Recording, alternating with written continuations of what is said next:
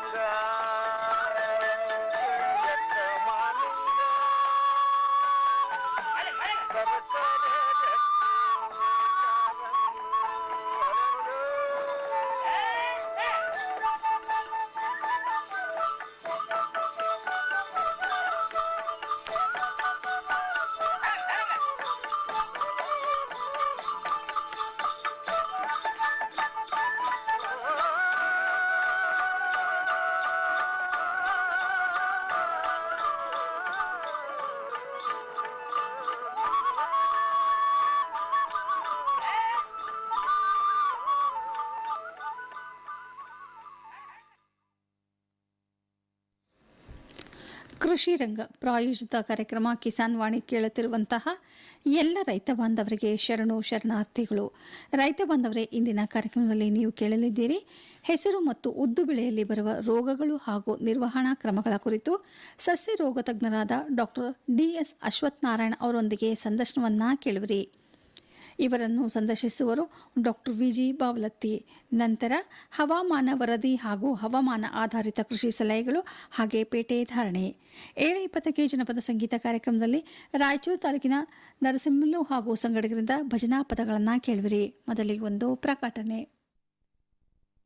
ಪ್ರಧಾನಮಂತ್ರಿ ಕಿಸಾನ್ ಮಾನ್ಧನ್ ಯೋಜನೆ ಸಿಗುವುದು ಪೆನ್ಷನ್ನ ಆಸರೆಯು ಆಗದು ನಿರಾಸರೆ ಇನ್ನು ಸಿಗುವುದು ಸಂತಸದ ಕ್ಷಣವು ಕಳೆಯುವುದು ಸುಖದಿಂದ ವೃದ್ಧಾಪ್ಯ ರಕ್ಷಿತ ಆಗುವ ಅನ್ನದಾತ ಸುರಕ್ಷಿತ ಆಗುವ ಅನ್ನದಾತ.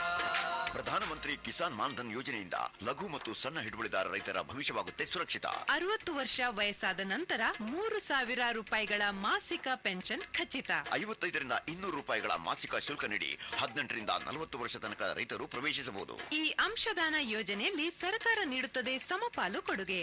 ಎಲ್ಲ ರೈತ ಬಾಂಧವರು ಈ ಸೇವೆಯ ಪ್ರಯೋಜನಕ್ಕಾಗಿ ಜನಸೇವಾ ಕೇಂದ್ರಕ್ಕೆ ಹೋಗಿ ಉಚಿತವಾಗಿ ತಮ್ಮ ಹೆಸರನ್ನು ನೋಂದಾಯಿಸಿಕೊಳ್ಳಿ. ಪ್ರಧಾನಮಂತ್ರಿ ಕಿಸಾನ್ ಮಾನ್ಧನ್ ಯೋಜನೆ ಅನ್ನದಾತರ ಪರಿಶ್ರಮಕ್ಕಾಗಿ ಈಗ ಪೆನ್ಷನ್ನಿಂದ ಅವರ ಮನೆ ಸುರಕ್ಷಿತ. ಕೃಷಿ ಮತ್ತು ರೈತ ಕಲ್ಯಾಣ ಖಾತೆ ಭಾರತ ಸರ್ಕಾರದ ವತಿಯಿಂದ ಜನಹಿತಕ್ಕಾಗಿ ಜಾರಿ. ಈಗ ಕೇಳಿ ಹೆಸರು ಮತ್ತು ಉದ್ದು ಬೆಳೆಯಲ್ಲಿ ಬರುವ ರೋಗಗಳು ಹಾಗೂ ನಿರ್ವಹಣಾ ಕ್ರಮಗಳ ಕುರಿತು ಸಸ್ಯ ರೋಗ ತಜ್ಞರಾದ ಡಾಕ್ಟರ್ ಡಿಎಸ್ ಅಶ್ವತ್ಥನಾರಾಯಣ ಅವರೊಂದಿಗೆ ಸಂದರ್ಶನವನ್ನ ಕೇಳುವಿರಿ. ಇವರನ್ನು ಸಂದರ್ಶಿಸುವರು ಡಾಕ್ಟರ್ ವಿಜಿ ಬಾವಲತ್ತಿ.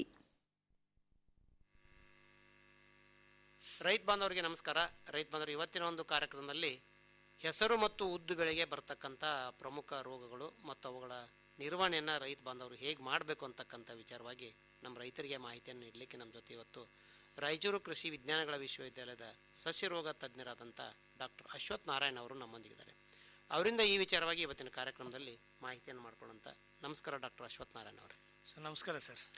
ಹೇಳಿ, ಮೊದಲನೇದಾಗಿ ಹೆಸರು ಮತ್ತು ಉದ್ದು ಬೆಳೆ ಜಾಸ್ತಿ ರೋಗಗಳು ಬರ್ತಾ ಇರ್ತಾವಂತಿರ್ತಾವೆ ಸರ್. ಈಗ ಹೆಸರು ಮತ್ತು ಉದ್ದು ಅಂತಕ್ಕಂಥದ್ದು ಒಂದು ಅಲ್ಪಾವಧಿ ದ್ವಿದಳ ಧಾನ್ಯ ಬೆಳೆ ಅಂತ ಹೇಳಿದ್ರೆ ತಪ್ಪಾಗ್ಲಿಕ್ಕಿಲ್ಲ. ನಮ್ಮ ಉತ್ತರ ಕರ್ನಾಟಕ ಭಾಗದಲ್ಲಿ ಕಪ್ಪು ಮಣ್ಣಿನ ಪ್ರದೇಶದಲ್ಲಿ ಮುಂಗಾರಿನ ಪೂರ್ವದಲ್ಲಿ ಆಗ್ತಕ್ಕಂಥ ಒಂದು ಬೆಳೆ. ಮೇ ಕೊನೆ ವಾರದಿಂದ ಜೂನ್ 15ರವರೆಗೂ ಬಿತ್ತನೆ ಮಾಡ್ತಿರ್ತಾರೆ ರೈತರು. ಈಗಾಗಲೇ ಹೊಲಗಳಲ್ಲೆಲ್ಲನೂ ಸುಮಾರು 15ರಿಂದ 20 ದಿವಸದ ಬೆಳೆ ಇದೆ, ಕೆಲವು ಕಡೆ 1 ತಿಂಗಳ ಬೆಳೆ ಇದೆ, ಹೂ ಆಡ್ತಾ ಇದ್ದಾವೆ.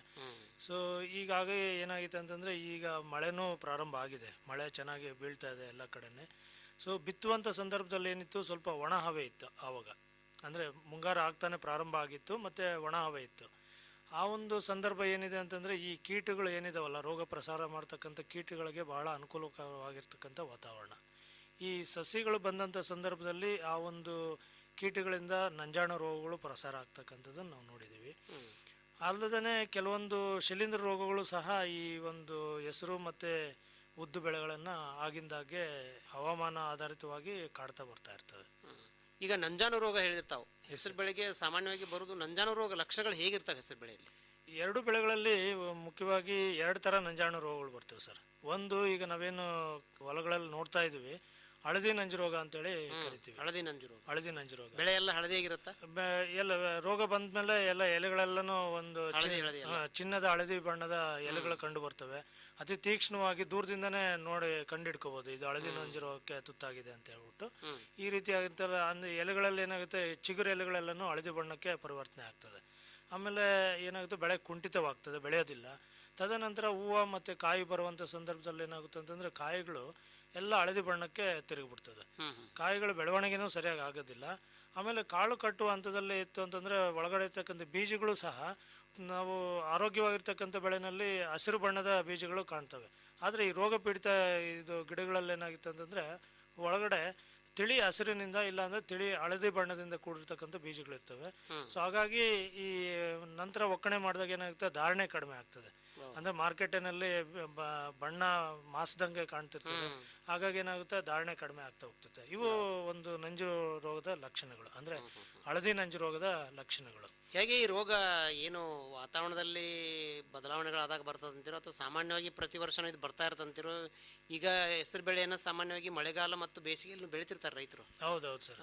ಯಾವ ಒಂದು ಸೀಸನ್ ಅಲ್ಲಿ ಜಾಸ್ತಿ ಬರ್ತಾ ಇರ್ತದೆ ರೋಗ? ಸಾಮಾನ್ಯವಾಗಿ ಚಳಿಗಾಲ ಮತ್ತೆ ಬೇಸಿಗೆ ಕಾಲದಲ್ಲಿ ಯಥೇಚ್ಛವಾಗಿ ಕಂಡು ಬರ್ತದೆ. ಈ ಮುಂಗಾರು ಪೂರ್ವದಲ್ಲಿ ಏನಾಗುತ್ತೆ ಅಂದ್ರೆ ಮೊದಲನೇ ಮಳೆ ಮಾಡಿದಾಗ ಬಂದ ತಕ್ಷಣನೇ ಬಿತ್ತುತ್ತಾರೆ ರೈತರು.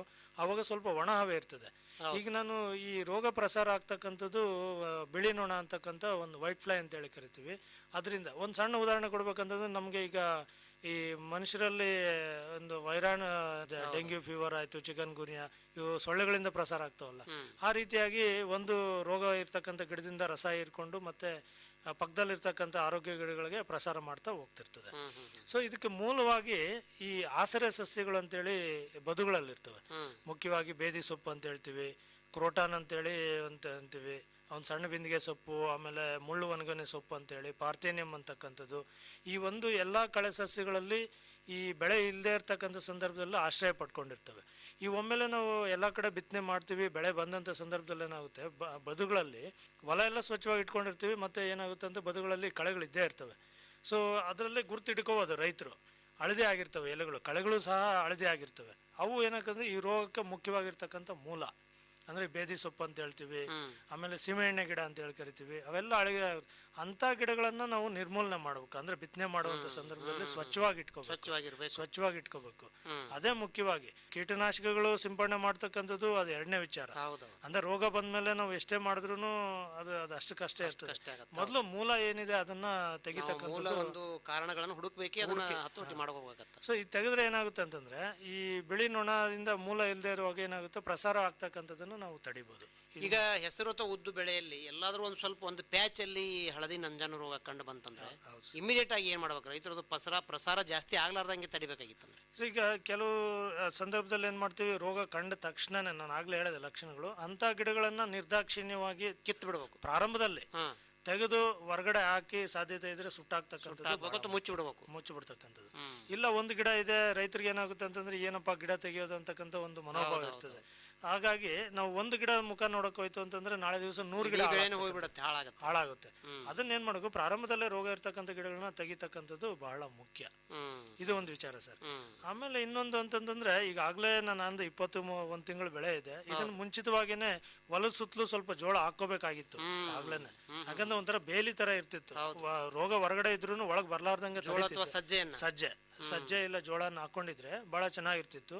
ಈಗಲೂ ಸಹ ಏನ್ ಸಮಯ ಮಿಂಚಿಲ್ಲ, ಕೆಲವು ಕಡೆ 10 ದಿವಸ 15 ದಿವಸ ಇರ್ತಕ್ಕಂಥ ಬೆಳೆ ಸುತ್ತಲೂ 1 ಇಲ್ಲ 2 ಸಾಲು ದಟ್ಟವಾಗಿ ಒಂದು ಸಜ್ಜೆ ಹಾಕೊಂಡ್ರೆ ಏನಾಗುತ್ತೆ, ಪಕ್ಕದಲ್ಲಿ ಹೊಲದಲ್ಲಿ ರೋಗ ಇದ್ರೂ ಸಹ ಮತ್ತೆ ಬೇರೆ ಹೊಲಕ್ಕೆ ಬರ್ಲಾರ್ದಂಗೆ ತಡೀತದೆ. ಇದು ಮುಖ್ಯವಾಗಿರ್ತಕ್ಕಂಥ ವಿಚಾರ. ಇದಲ್ಲದೇನೆ ರೋಗ ಇರ್ತಕ್ಕಂಥ ಗಿಡಗಳನ್ನ ತೆಗೆದಾಕ್ಬಿಟ್ಟು ಅಲ್ಲಿ ಹಳದಿನ ಅಂಟು ಬಲೆಗಳು ಬರ್ತಿರ್ತವೆ. ಈಗೆಲ್ಲ ನಾವು ಮೆಣಸಿನ ಗಿಡದಲ್ಲೇ ಅಲ್ಲೆಲ್ಲ ಹಾಕಿರ್ತಾರೆ ನೀಲಿ ಮತ್ತೆ ಹಳದಿ ಅಂಟು ಬಲೆ. ಇವು ಅಂಟು ಬಲೆಗಳನ್ನ ನಾವು ಎಕರೆಗೆ ಸುಮಾರು 10 ರಿಂದ 12 ಅಂಟು ಬಲೆಗಳನ್ನ ಹಾಕಿದಾಗ ಏನಾಗುತ್ತೆ, ಈ ಬಿಳಿ ನೊಣ ಇರ್ಬೋದು, ತ್ರಿಪ್ಸ್ ನುಸಿ ಅಂತ ಹೇಳ್ಬೋದು, ಇವೆಲ್ಲ ಅಂಟಿಗೆ ಅಂಟ್ಕೊಂಡ್ಬಿಟ್ಟು ಏನಾಗುತ್ತೆ ಅಂತಂದ್ರೆ ರೋಗ ಹರಡ್ಲಾರ್ದಂಗೆ ತಡಿತಕ್ಕಂಥದ್ದು ಬಹಳ ಮುಖ್ಯ. ಒಂದು ನೊಣ ಏನಿಲ್ಲ ಅಂತಂದ್ರೆ ಕನಿಷ್ಠ ಒಂದು 4 ರಿಂದ 5 ಗಿಡಕ್ಕೆ ಹಾನಿ ಮಾಡ್ತದೆ. ಒಂದು 50 ನೊಣ ಇತ್ತು ಅಂತಂದ್ರೆ ಏನಾಗುತ್ತೆ, ಅದು ಹಂಗಾಗಿ ಇರು ಬೆಳೆಗೆ ಹೋಗ್ತಿರ್ತದೆ. ಅಂಟು ಬಲೆಗಳು ಆಗ್ತಕ್ಕಂಥದ್ದು ಬಹಳ ಬಹಳ ಮುಖ್ಯ. ಅದನ್ನ ಈಗ್ಲಾದ್ರೂ ರೈತರು ಅಳವಡಿಸ್ಕೊಂಡ್ರೆ ಸ್ವಲ್ಪ ಪ್ರಸಾರ ಆಗೋದನ್ನ ತಡಿಬಹುದು. ಇದೊಂದು ವಿಚಾರ ಸರ್. ಆಮೇಲೆ ನಮ್ಮ ಕೀಟನಾಶಕಗಳಿಗೆ ಬಂದಾಗ ಈ ಒಂದು ಅಲ್ಪಾವಧಿ ದ್ವಿದಳ ಬೆಳೆ ಆಗ್ತಾ ಇರೋದ್ರಿಂದ ನಾವು ಬೇವಿನ ಮೂಲದ ಕೀಟನಾಶಕಗಳಂದ್ರೆ ಈಗ 5% ಬೇವಿನ ಕಷಾಯ ಸಿಗ್ತದೆ, ಬೇವಿನ ಬೀಜದ ಕಷಾಯ ಸಿಗ್ತದೆ. ಆಮೇಲೆ ಮಾರ್ಕೆಟಿನಲ್ಲಿ ಕೀಟನಾಶಕ ಅಂಗಡಿಗಳು ಎಣ್ಣೆ ಮೂಲದ ಕೀಟನಾಶಕ ಸಿಗ್ತವೆ, ಬೇವಿನ ಮೂಲದ ಕೀಟನಾಶಕನೂ ಸಿಗ್ತವೆ. ಪ್ರತಿ ಲೀಟರ್ ನೀರಿಗೆ ಒಂದು 2 ರಿಂದ 3 ಮಿಲಿ ಹಾಕೊಂಡು ಒಂದು ಎಕರೆಗೇನಿಲ್ಲ ಒಂದು 600 ಮಿಲಿ ಬೇಕಾಗ್ತದೆ ಅಷ್ಟೇನೆ. ಅದನ್ನ ಸಿಂಪಡಣೆ ಮಾಡ್ಕೋಬಹುದು ಪ್ರಾರಂಭದಲ್ಲಿ, ರೋಗ ಇರ್ತಕ್ಕಂಥ ಗಿಡಗಳನ್ನ ಕಿತ್ತಾಕ್ಬಿಟ್ಟು. ತದನಂತರ ಏನಂತಂದ್ರೆ ಈ ಫಿಪ್ರೋನಿಲ್ ಅಂತಕ್ಕಂಥ ಒಂದು ಕೀಟನಾಶಕ, ಅದು 1 ಮಿಲಿ 1 ಲೀಟರ್ ನೀರಿಗೆ, ಅಂದ್ರೆ 200 ಮಿಲಿ ಎಕರೆಗೆ. ಆಮೇಲೆ ಇನ್ನೊಂದು ಫ್ಲಾನಿಕಮೈಡ್ ಅಂತೇಳಿ ಒಂದು ಕೀಟನಾಶಕ ಇದೆ, ಫ್ಲಾನಿಕಮೈಡ್. ಸೊ ಇದು ಒಂದು ಎಕರೆಗೆ 60 ರಿಂದ 80 ಗ್ರಾಮ್ ಅದನ್ನ ಬೆರೆಸಿ 200 ಲೀಟರ್ನಲ್ಲಿ ಸಿಂಪಡಣೆ ಮಾಡ್ತಕ್ಕಂಥದ್ದು ಇವು ಕೀಟನಾಶಕಗಳು ಬಂದಾಗ. ಹಾಗೆ ಪರ್ಯಾಯವಾಗಿ ನಾವು ಜೈವಿಕ ಪದ್ಧತಿಗಳು ಇದಾವೆ ಸರ್. ಜೈವಿಕ ಪದ್ಧತಿಗಳು ಈ ರಸ ಇರ್ತಕ್ಕಂಥ ಹುಳ ಏನಿದೆಯಲ್ಲ, ತ್ರಿಪ್ಸು ಮತ್ತು ಬಿಳಿ ನೊಣಗಳನ್ನ ಹತೋಟಿ ಮಾಡಲಿಕ್ಕೆ ನಮ್ಮಲ್ಲಿ ಲೆಕಾನಿಸಿಲಿಯಂ ಲೆಕಾನಿ ಅಂತಕ್ಕಂಥ ಒಂದು ಜೈವಿಕ ಶಿಲೀಂಧ್ರನಾಶಕ ಇದೆ, ಕೃಷಿ ವಿಶ್ವವಿದ್ಯಾಲಯದ ಅಭಿವೃದ್ಧಿ ಪಡಿಸಿರ್ತಕ್ಕಂಥದ್ದು. ಆಮೇಲೆ ಬೆವೇರಿಯಾ ಬ್ಯಾಸಿಯಾನ ಅಂತಕ್ಕಂಥದ್ದು ಇದೆ. ಈ ಒಂದು ಮಳೆಯ ವಾತಾವರಣ ಏನಿದೆಯಲ್ಲ, ಬಹಳ ಏಳಿ ಮಾಡಿಸ್ತಕ್ಕಂಥ ವಾತಾವರಣ. ಆ ಒಂದು ಜೈವಿಕ ಶಿಲೀಂಧ್ರನಾಶಕಗಳು ಯಥೇಚ್ಛವಾಗಿ ಬೆಳವಣಿಗೆ ಆಗಿ ಈ ರಸ ಇರ್ತಕ್ಕಂಥ ಕೀಟಗಳ ಮೇಲೆ ಬೆಳವಣಿಗೆ ಆಗಿ ಏನಾಗ್ತವೆ, ನಶಿಸಿ ಸಾಯೋಂಗೆ ಸತ್ತು ಬಿಡ್ತಾವೆ ಅವು ರಸ ಇರ್ತಕ್ಕಂಥ. ಹಾಗಾಗಿ ಏನಾಗುತ್ತೆ, ಪ್ರಸಾರ ಆಗ್ತಕ್ಕಂಥದ್ದನ್ನು ನಾವು ತಡಿಬೋದು. ಇವನ್ನ ಅಳವಡಿಸ್ಕೊಂಡ್ರೆ ಬಹಳ ಮುಖ್ಯ. ಒಂದು ಕೀಟನಾಶಕ, ನಂತರ ಮಧ್ಯದಲ್ಲಿ ಜೈವಿಕ ಪದ್ಧತಿಗಳು ಮಾಡಿಕೊಂಡು ಮಾಡಿದಾಗ ಕ್ರಮಗಳನ್ನು ಅನುಸರಿಸಿದ್ರೆ ಬಹಳ ಮುಖ್ಯವಾಗಿ ಹತೋಟಿ ಮಾಡ್ಕೋಬಹುದು ಅಂತ ಹೇಳ್ಬೋದು. ಈ ಹಳದಿ ನಂಜಾನು ರೋಗ ಹೇಳಿದ್ರಿ ಹತೋಟಿ ಬಗ್ಗೆ. ಇನ್ನು ಪ್ರಮುಖವಾದದ್ದು ನಮ್ಮ ರೈತರು ಬಹಳಷ್ಟು ಹೇಳ್ತಾ ಇರ್ತಾರೆ, ಈ ಬೂದಿ ರೋಗ ಬಹಳಷ್ಟು ಬರುತ್ತೆ ಸರ್. ಹೆಸರು ಬೆಳೆಗೆ ಅಥವಾ ಉದ್ದು ಬೆಳೆಗೆ ಬೂದು ರೋಗ ಬರುತ್ತೆ. ಇದು ಬಂತಂದ್ರೆ ಹಾನಿನೇ ಆಗ್ಬಿಡುತ್ತೆ, ಬೆಳೆ ಬರೋದಿಲ್ಲ ಅಂತ ಹೇಳ್ತಾರೆ. ಹೌದೌದು ಸರ್.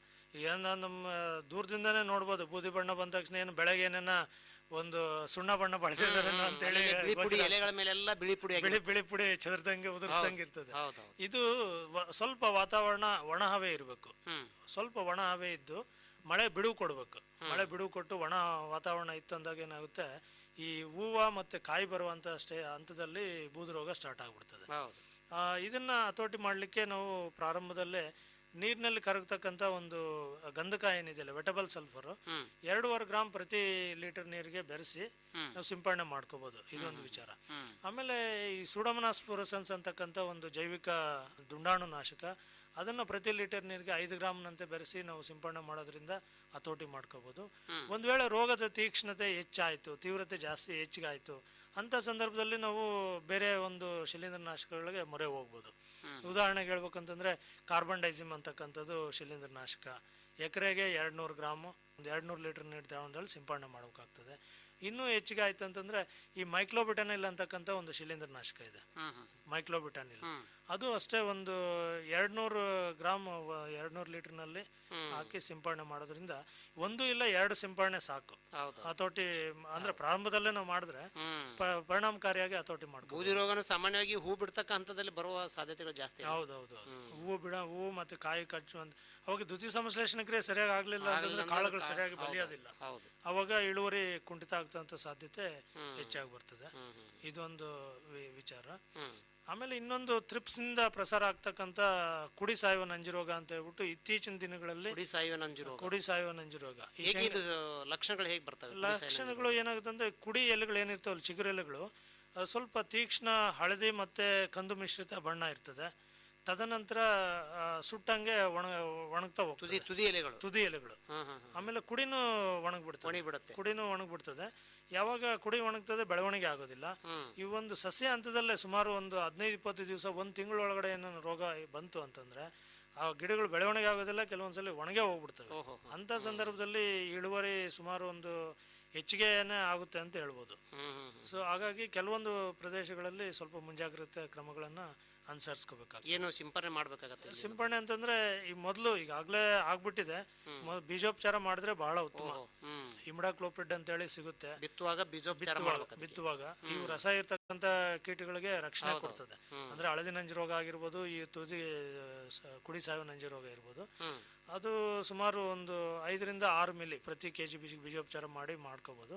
ತದನಂತರ ಈಗಾಗಲೇ ಬೆಳೆ ಇರೋದ್ರಿಂದ ಎಲ್ಲೆಲ್ಲಿ ಕಂಡು ಬರ್ತದೆ ಮುಂಜಾಗ್ರತೆಯಾಗಿ ಬೇವಿನ ಮೂಲದ ಕೀಟನಾಶಕ ನಾನು ಆಗ್ಲೇ ಹೇಳ್ದಂಗೆ ಅದನ್ನ ಸಿಂಪಡಣೆ ಮಾಡ್ಕೋಬಹುದು. ಮತ್ತೆ ಫಿಪ್ರೋನಿಲ್ ಅಂತಕ್ಕಂಥದ್ದು ಬಹಳ ಚೆನ್ನಾಗಿ ಕೆಲಸ ಮಾಡ್ತದೆ ಥ್ರಿಪ್ಸ್ ನುಸಿಗೆ. ಒಂದು ಎಕರೆಗೆ 200 ಮಿಲಿ ಇಲ್ಲ 1 ಇಲ್ಲ 2 ಸಿಂಪಡಣೆ ಮಾಡ್ಕೊಂಡ್ರೆ ಅದನ್ನು ಹತೋಟಿ ಮಾಡ್ಕೋಬೋದು. ಇದ್ರ ಜೊತೆಗೆ ನಾನು ಪ್ರಾರಂಭದಲ್ಲೇ ಹೇಳ್ದಂಗೆ ಈ ರೋಗ ಕಂಡು ಬಂದ ತಕ್ಷಣ ತೆಗೆದಾಕ್ತಕ್ಕಂಥದ್ದು ಭಾಳ ಮುಖ್ಯ. ಅಂದ್ರೆ ಇದು ಕುಡಿ ಸಾಯಿ ರೋಗ ಕಂಡ್ರೆ ಕಿತ್ತಾಕ್ಬಿಟ್ಟು ಹೊಲದ ಹೊರಗಡೆ ಹಾಕಿ ಸುಟ್ಟಾಕ್ತಕ್ಕಂಥದ್ದು, ಇಲ್ಲ ಅಂದರೆ ಮಣ್ಣಲ್ಲಿ ಹಾಕಿ ಮುಚ್ಚತಕ್ಕಂಥದ್ದು ಭಾಳ ಮುಖ್ಯ. ಹೀಗಾಗಿ ರೋಗ ಹರಡಲಾರ್ದಂಗೆ ನಾವು ತಡಿಬೋದು. ಇನ್ನ ಮತ್ತೊಂದು ಪ್ರಮುಖವಾದದ್ದು ಎಲೆಚುಕ್ಕಿ ರೋಗ ಅಂತ ಹೇಳ್ತಿರ್ತಾರೆ. ಹೇಗೆ ಹೆಸರು ಬೆಳೆಯಲ್ಲಿ ಎಲೆಚುಕ್ಕಿ ರೋಗ ಬಹಳಷ್ಟು ಹಾನಿಯನ್ನ ಮಾಡ್ತದ, ಯಾವ ಹಂತದಲ್ಲಿ ಬರುತ್ತೆ, ಹೇಗೆ ಇದು ರೋಗ ನಿರ್ವಹಣೆಯನ್ನ ಮಾಡೋದು ಎಲೆಚುಕ್ಕಿ ರೋಗವನ್ನು? ಸರ್, ಇದು ಏನಾಗುತ್ತೆ ಅಂದರೆ ವಾತಾವರಣದ ಮೇಲೆ ಅವಲಂಬಿತ ಆಗಿರ್ತದೆ. ಈಗ ನಿರಂತರವಾಗಿ ಮೋಡ ಕವಿದ ವಾತಾವರಣ ಮತ್ತು ಮಳೆ ಬೀಳ್ತಕ್ಕಂಥ ಹನಿ ಜಿನುಗು ಮಳೆ ಇರ್ತಕ್ಕಂಥ ಒಂದು ಸಂದರ್ಭದಲ್ಲಿ, ಹೂವು ಮತ್ತು ಕಾಯಿ ಬರುವಂಥ ಸಂದರ್ಭದಲ್ಲಿ ಈ ರೋಗ ಬರುವಂಥ ಸಾಧ್ಯತೆ ನಾವು ನೋಡ್ತೀವಿ ಎಲೆಗಳ ಮೇಲೆ ಮತ್ತು ಕಾಯಿಗಳ ಮೇಲೆ. ಎಲೆಗಳ ಮೇಲೆ ಬಂತು ಅಂತಂದರೆ ಕೆಂಪು ಮಿಶ್ರಿತ ಕಂದು ಬಣ್ಣದ ಚುಕ್ಕೆಗಳಿರ್ತವೆ. ಕೆಂಪು ಮತ್ತು ಕಂದು ಮಿಶ್ರಿತ ಚುಕ್ಕೆಗಳು ಬಂದು ಅವೆಲ್ಲ ಎಲೆ ಆಡ್ತಾ ಹೋಗ್ಬಿಟ್ಟು ಎಲೆಗಳು ಒಣಗ್ತಕ್ಕಂಥ ಸಾಧ್ಯತೆ ಇದೆ. ಆ ಎಲೆಗಳಿಂದ ಸೋಂಕು ಏನಾಗ್ತದೆ ಅಂತಂದರೆ ಕಾಯಿ ಬಲಿಯುವ ಹಂತದಲ್ಲಿ ಕಾಯಿಗಳಿಗೂ ಪ್ರಸಾರ ಆಗಿ ಕಾಯಿಗಳ ಮೇಲೆ ಒಂದು ಮಚ್ಚೆಗಳನ್ನು ಕಾಣ್ತೀವಿ. ಕಂದು ಇಲ್ಲ ಅಂತಂದರೆ ಒಂದು ಕಪ್ಪು ಬಣ್ಣದ ಮಚ್ಚೆಗಳನ್ನು ನಾವು ಕಾಣ್ತೀವಿ. ಅವು ಏನಾಗುತ್ತೆ ಅಂದರೆ ಕಾಯಿ ಕೊಳಿತದೆ, ಹಾಗೇನೆ ಕಾಯಿ ಡೆವಲಪ್ಮೆಂಟ್ ಆಗುವಂಥ ಸ್ಟೇಜಲ್ಲಿ ಕಾಯಿ ಬೀಜಗಳಿಗೂ ಪ್ರಸಾರ ಆಗ್ತದೆ ರೋಗ. ಮೇಲ್ಗಡೆ ಒಟ್ಟೆಲ್ಲನೂ ಕಪ್ಪಗಾಗ್ಬಿಡ್ತದೆ ಮತ್ತು ಬೀಜಗಳಿಗೆ ಪ್ರಸಾರ ಆಗಿ ಒಂದು ವೇಳೆ ನಾವು ಈ ವರ್ಷದ ಬೀಜಗಳು ಮತ್ತೆ ಅದನ್ನ ಉಪಯೋಗಿಸಿದಾಗ ಏನಾಗ ಮುಂದಿನ ವರ್ಷಕ್ಕೆ ಬೀಜಗಳ ಮುಖಾಂತರ ಪ್ರಸಾರ ಆಗ್ತಕ್ಕಂಥ ಸಾಧ್ಯತೆ ನಾವು ನೋಡ್ಬೋದು. ಇದು ಗಾಳಿ ಮುಖಾಂತರನೂ ಪ್ರಸಾರ ಆಗ್ತದೆ ಹಾಗೂ ಬೀಜದ ಮುಖಾಂತರ ಪ್ರಸಾರ ಆಗ್ತಕ್ಕಂಥ ಒಂದು ರೋಗ. ಸೊ ಇದನ್ನ ನಾವು ಹತೋಟಿ ಮಾಡ್ಕೋಬೇಕು ಅಂತಂದ್ರೆ ಬೀಜೋಪಚಾರ ಮಾಡ್ತಕ್ಕಂಥದ್ದು, ಅದು ರೋಗ ಇರಲಿ ಇಲ್ಲದೆ ಹೋಗ್ಲಿ. ಸೊ ಪ್ರಾರಂಭದಲ್ಲಿ ಇದು ಕಡಿಮೆ ಖರ್ಚಿನಲ್ಲಿ ಮಾಡ್ತಕ್ಕಂಥದ್ದು. ಒಂದು ಕಾರ್ಬನ್ ಡೈಸಿಮ್ ಒಂದು ಶಿಲೀಂಧ್ರನಾಶಕ ಸುಮಾರು ಒಂದು 3 ರಿಂದ 4 ಗ್ರಾಮ್ ಪ್ರತಿ kg ಬೀಜಕ್ಕೆ, ಇಲ್ಲಾಂದರೆ ಕ್ಯಾಪ್ಟಾನ್ ಥೈರಾಮ್ ಅಂತಕ್ಕಂಥದ್ದು ಅದನ್ನು ಮಿಶ್ರಣ ಮಾಡಿ ನಾವು ಅಂದರೆ 1 kg ಬೀಜಕ್ಕೆ 3 ರಿಂದ 4 ಗ್ರಾಮ್ ಬೀಜೋಪಚಾರ ಮಾಡಿ ಬಿತ್ತನೆ ಮಾಡ್ತಕ್ಕಂಥದ್ದು ಬೀಜದಲ್ಲಿರ್ತಕ್ಕಂಥ ಶಿಲೀಂಧ್ರನ ನಾಶ ಮಾಡ್ತದೆ. ಹಾಗೆಯೇ ಹೊಲದಲ್ಲಿ ಈ ರೀತಿಯ ಲಕ್ಷಣಗಳು ಎಲೆ ಮೇಲೆ ಕಂಡು ಬಂದಂಥ ಸಂದರ್ಭದಲ್ಲಿ ತಕ್ಷಣ ಒಂದು ಮ್ಯಾಂಕೋಸೆಬ್ ಅಂತಕ್ಕಂಥದ್ದು ಶಿಲೀಂಧ್ರನಾಶಕ 2.5 ಗ್ರಾಮ್ ಪ್ರತಿ ಲೀಟರ್ ನೀರಿಗೆ. ಅದಕ್ಕೆ ಪರ್ಯಾಯವಾಗಿ ನಾವು ಕಾರ್ಬನ್ ಡೈಸಿಮನ್ನು ಉಪಯೋಗಿಸ್ಕೋಬೋದು 1 ಗ್ರಾಮ್ ಪ್ರತಿ ಲೀಟರ್ ನೀರಿಗೆ. ಇಲ್ಲ ಅಂತಂದರೆ ಎಕ್ಸಾಕೊನಜೋಲ್ ಅಂತಕ್ಕಂಥ ಒಂದು ಶಿಲೀಂಧ್ರನಾಶಕ ಇದೆ, ಅದು 1 ಮಿಲಿ ಪ್ರತಿ ಲೀಟರ್ ನೀರಿಗೆ ಉಪಯೋಗಿಸ್ಕೋಬೋದು. ಮತ್ತು ಈಗ ಅದೇ ನಾನು ಆಗಲೇ ಹೇಳಿದ್ನಲ್ಲ ಮೈಕ್ಲೋಬಿಟೆನಲ್ ಅಂತಕ್ಕಂಥ ಒಂದು ಶಿಲೀಂಧ್ರನಾಶಕ ಒಂದು, ಅಂದರೆ ನಾನು ಈಗ ಏನು ಹೇಳಿದ್ನಲ್ಲ 3 ರಿಂದ 4 ಪರ್ಯಾಯವಾಗಿ ಎಲ್ಲ ಕೆಲವೊಂದು ಕೂಡಿಸಿ ಹೊಡಿಬಾರ್ದು, ಆಲ್ಟರ್ನೇಟಿವ್ ಒಂದಿಲ್ಲ ಅಂದರೆ ಇನ್ನೊಂದು ಮಾರ್ಕೆಟಲ್ಲಿ ಸಿಗ್ತಿರ್ತದೆ. ಅದನ್ನ ಯಾವ್ದು ಸಹ ಲಭ್ಯತೆ ಇರ್ತದೆ ಅದನ್ನ ತಗೊಂಡು ನಾವು ಸಿಂಪಡಣೆ ಮಾಡಿಕೊಂಡ್ರೆ ಈ ಕಾಯಿಗಳ ಮೇಲೆ ಬರ್ತಕ್ಕಂಥ ಮತ್ತು ಎಲೆಗಳ ಮೇಲೆ ಬರ್ತಕ್ಕಂಥ ಎಲೆ ಚುಕ್ಕೆ ರೋಗ, ಆಮೇಲೆ ಚಿಬ್ಬು ರೋಗ ಅಂತ ಕಾಯಿಕೊಳೆ ರೋಗ ಅಂತ ಹೇಳ್ತೀವಿ, ಅದನ್ನು ಪರಿಣಾಮಕಾರಿಯಾಗಿ ಹತೋಟಿ ಮಾಡ್ಕೋಬೋದು. ಮತ್ತು ಕಾಯಿಗಳು ತೆಗೆಯುವಂಥ ಒಕ್ಕಣೆ ಮಾಡುವಂಥ ಸಂದರ್ಭದಲ್ಲಿ ಆರೋಗ್ಯವಾಗಿರ್ತಕ್ಕಂಥ ಬೀಜಗಳನ್ನು ಅಂದರೆ ರೋಗ ಇರ್ತಕ್ಕಂಥ ತೆಗೆದುಹಾಕಿ ಒಳ್ಳೆ ಇರ್ತಕ್ಕಂಥ ಕಾಯಿಗಳನ್ನ ಮಾಡಿಕೊಂಡು ನಾವು ಬೀಜ ಮಾಡಿಕೊಂಡ್ರೆ ಉತ್ತಮವಾಗಿರ್ತಕ್ಕಂಥ ಬೀಜವನ್ನು ಬಿತ್ತನೆ ಮಾಡಲಿಕ್ಕೂ ಬಳಸ್ಬೋದು. ಈಗ ರೈತರು ಸಾಮಾನ್ಯವಾಗಿ ಹೆಸರು ಮತ್ತು ಉದ್ದು ಬೆಳೆಗೆ ಕೀಟಗಳು ಜಾಸ್ತಿ ಇರ್ತವೆ. ಅವಾಗ ಏನ್ ಮಾಡ್ತಾರೆ, ಕೀಟನಾಶಕ ಸಿಂಪರಣೆ ಮಾಡಬೇಕಾಗತ್ತೆ, ರೋಗನೂ ಇರುತ್ತೆ, ರೋಗನಾಶಕ ಸಿಂಪರಣೆ ಮಾಡಬೇಕು. ಹೀಗೆ ಕೀಟ ಮತ್ತು ರೋಗನಾಶಕವನ್ನು ಎರಡೂ ಸೇರಿಸಿ ಒಮ್ಮೆ ಸಿಂಪರಣೆ ಮಾಡಬಹುದು ರೈತರಿಗೆ? ಮಾಡ್ಬೋದು ಸರ್. ಈಗ ಕೆಲವೊಂದು ಸಂದರ್ಭದಲ್ಲಿ ಏನಾಗಿದೆ, ಚುಕ್ಕೆ ರೋಗ ಇರ್ತದೆ, ಬೂದು ರೋಗ ಇರ್ತದೆ, ಹಾಗೆ ಎಲೆ ರೋಗ ಇರುತ್ತೆ, ಮತ್ತೆ ಹೌದೌದು ರಸ ಇರ್ತಕ್ಕಂಥ ಕೀಟಗಳು ಇರ್ತವೆ, ಮತ್ತು ಎಲೆ ತಿಂತಕ್ಕಂಥದ್ದು ಕಾಯಿ ತಿಂತಕ್ಕಂಥ ಹುಳುಗಳು ಇರ್ತವೆ. ಅಂಥ ಸಂದರ್ಭದಲ್ಲಿ ನಾವು ಈಗೇನು ನಾವು ತಿಳಿಸಿದ್ನಲ್ಲ ಶಿಲೀಂಧ್ರನಾಶಕಗಳು, ಮ್ಯಾಂಕೋಸೆಬ್ ಆಯಿತು, ಎಕ್ಸಾಕೊನಜೋಲ್ ಆಯಿತು, ಕಾರ್ಬನ್ ಡೈಸಿಮ್, ಬೇರೆ ಕೀಟನಾಶಕಗಳು ಹೊಂದಾಣಿಕೆ ಇದಾವೆ. ಈ ಉದಾಹರಣೆಗೆ ಫಿಪ್ರೋನಿಲ್ ಅಂತ ಹೇಳಿದೆ, ಅದನ್ನು ಕೂಡಿಸಿ ಹೊಡಿಬೋದು ಶಿಲೀಂಧ್ರನಾಶಕದ ಜೊತೆಗೆ. ಆಮೇಲೆ ಫ್ಲಾನಿಕಾಮೈಡ್ ಅಂತಿದೆ, ಅದನ್ನು ಕೂಡಿಸಿ ರಸ ಇರ್ತಕ್ಕಂಥ ಕೀಟಗಳಿಗೆ. ಈಗ ಎಲೆ ತಿಂತಕ್ಕಂಥ ಹುಳುಗಳಿಗೆ ಬಂದಾಗ ಈ ಬೇವಿನ ಮೂಲದ ಕೀಟನಾಶಕ ಅಂದ್ರೆ ಮರಿ ಹುಳ ಹಂತದಲ್ಲಿ ಸಣ್ಣ ಹುಳ ಇರ್ತದೆ ಅಂತ, ಹೌದು ಮೊಟ್ಟೆ ಇರ್ತಕ್ಕಂಥ ಸಂದರ್ಭದಲ್ಲಿ ನಾವು ಬೇರೆ ಈಗ ಮೊದಲು ನಾಶಕಗಳ ಪ್ರೊಫನೋಪಾಸ್ ಅಂತ ಹೇಳಿ ಉಪಯೋಗಿಸ್ತಾ ಇದ್ರು, ಅದನ್ನು ಉಪಯೋಗಿಸ್ಕೋಬಹುದು. ಈಗ ಎಲೆ ತಿಂತಾಗ ಇತ್ತೀಚೆಗೆ ಬಂದಿರತಕ್ಕಂಥವು ಕೆಲವು ಇಮಾಮೆಕ್ಟಿನ್ ಬೆಂಜೋಯೇಟ್ ಅಂತೇಳಿ, ಅದು ಪರಿಣಾಮಕಾರಿಯಾಗಿ ಕೆಲಸ ಮಾಡ್ತದೆ. ಒಂದು ಪ್ರತಿ ಲೀಟರ್ ನೀರಿಗೆ 1.4 ಗ್ರಾಮ್ ಅದನ್ನ ಮಿಕ್ಸ್ ಮಾಡಿಕೊಂಡು ಸಿಂಪಡಣೆ ಮಾಡ್ಬೋದು. ಅದ್ರ ಜೊತೆಗೆ ಶಿಲೀಂಧ್ರನಾಶಕನೂ ಕೂಡಿಸ್ಬೋದು, ಏನು ತೊಂದರೆ ಏನಿಲ್ಲ. ಇನ್ನು ಮುಖ್ಯವಾಗಿ ರೋಗನಾಶಕ ಮತ್ತು ಕೀಟನಾಶಕಗಳನ್ನ ಹೆಸರು ಬೆಳೆಗೆ ರೈತರು ಸಿಂಪರಣೆಯನ್ನು ಮಾಡ್ತಾರೆ.